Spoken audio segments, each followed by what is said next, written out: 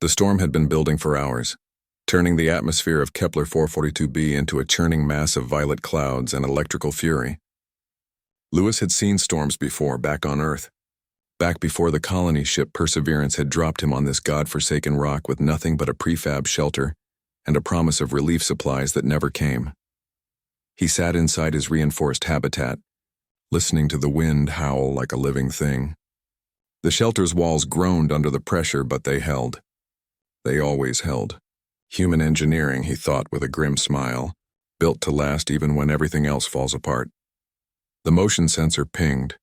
Lewis straightened, his hand instinctively moving to the plasma cutter he kept by his workbench. Out here, 3 months from the nearest human settlement, visitors meant trouble. He pulled up the external camera feed on his tablet. Through the swirling dust and debris, something moved. Not human. Definitely not human. The figure stumbled toward his shelter, four-limbed but wrong, too long, too angular. Its movements were desperate, uncoordinated. As it drew closer, Lewis could make out more details. Chitinous plating that shimmered with bioluminescent patterns. 2 primary arms and 2 smaller secondary limbs tucked against its torso, and a head that was almost triangular with compound eyes that caught the lightning flashes. A Thexari. He'd seen them in the colony briefings, but never in person. The insectoid species had claimed this sector long before humans arrived, though they'd made it clear humanity's presence was tolerated. Barely. The creature collapsed against his door, and Lewis heard the scraping of its claws against the metal. The storm was getting worse. Winds were hitting 200 kilometers per hour now. Even a Thexari adapted to this world's harsh conditions couldn't survive out there much longer. Lewis made a decision he'd probably regret. He hit the emergency airlock release. The outer door cycled open and the figure tumbled inside. The inner door sealed behind her. Lewis could tell it was female from the silvered patterns on her carapace that the briefings had mentioned. She lay in his airlock, curled into a defensive ball, her entire body trembling. He waited until the pressure equalized, then opened the inner door. She burst through, skittering backward until she hit the far wall of his shelter, her compound eyes fixed on him, and Lewis watched the bioluminescent patterns along her body flash from blue to a brilliant, alarming red. They stared at each other. Lewis raised his hands slowly, palms out. "Easy," he said, knowing she probably couldn't understand English. "You're safe. Storm's outside, not in here."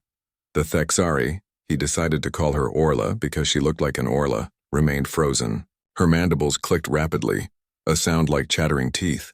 Her secondary arms, which had been tucked away, now extended, revealing delicate manipulator appendages that trembled visibly.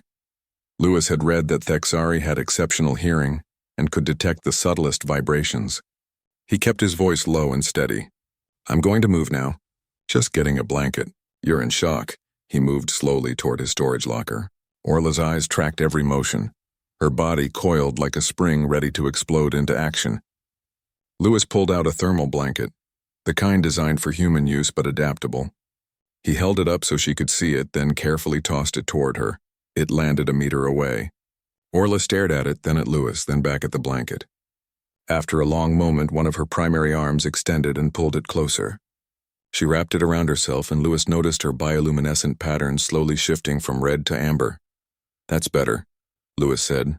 He moved to his small kitchenette and activated the heating element. "I'm making something warm. Do your people drink? I mean liquids." He glanced back.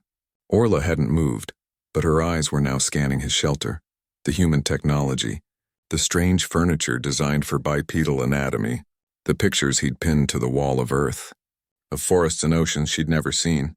Lewis prepared 2 cups of synthetic tea, the closest thing to comfort he had on this planet.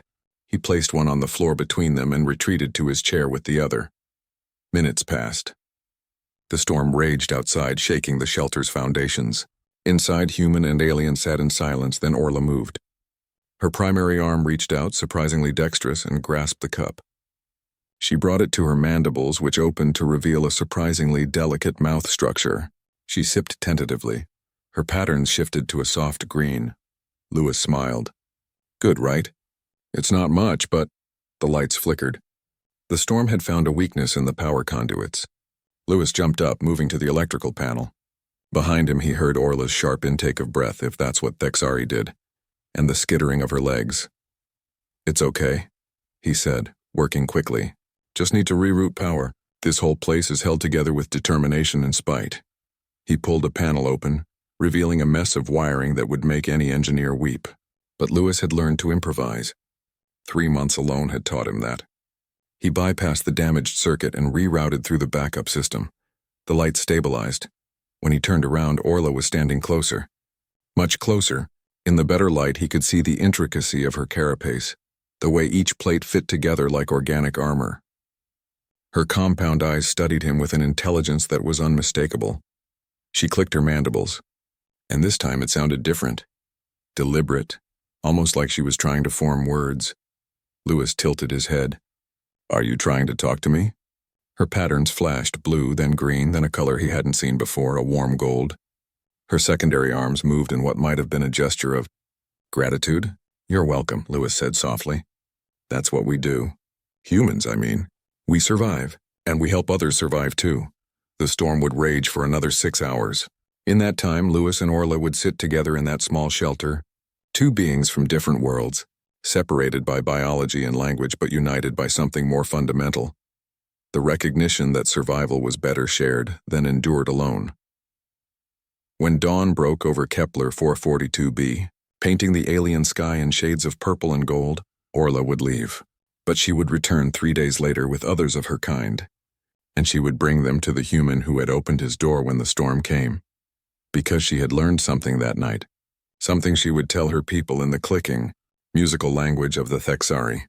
Humans were strange, yes, soft and fragile compared to her kind, but they possessed something her species had nearly forgotten in their centuries of isolation.